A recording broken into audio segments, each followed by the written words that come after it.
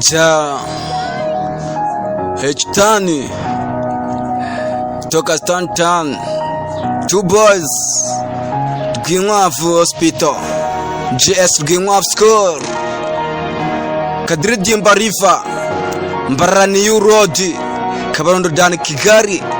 Appreciate partners in health. Ja appreciate ministers in health.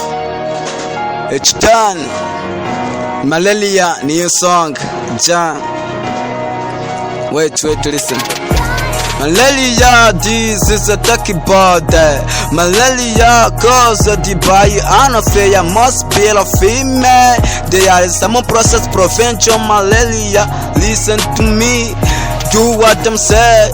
Cutting a bush, surrounding the home, closing the door, wanting window the night. If you do like that, without malaria, without illness, so prevention better than cure. Ute mibi hurya, dukora imiganda, tubikore byose. Silipuneti, every night, silipuneti, every night. Kugira ngo tuba nuko twirinda mararia.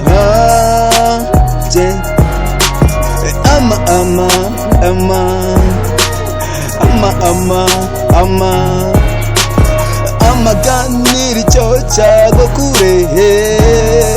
Remember history malaria, when malaria attacked Rwanda people, or the woman for Rwanda was called that disease poison. A patient was visited for tunatellas, but for coincidence, some patient was well.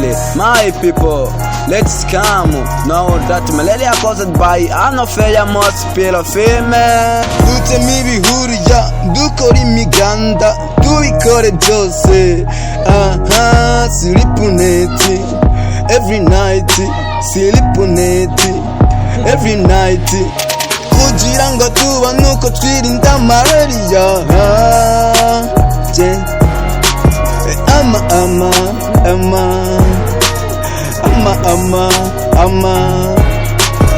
Amaganira icyo cyago kurehe. Malaria ni indwara muri zimwe ziboneka i Rwanda. Banyarwanda, iyi si inkuru, ahubwo ni inama muri zimwe ziba zivuye ibukuru.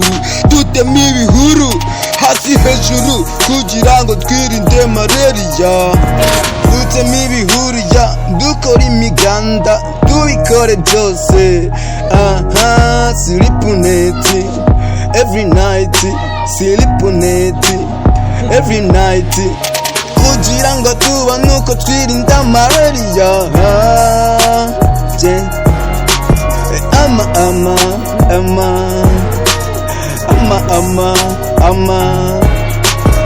Amaganira icyo cyago kurehe.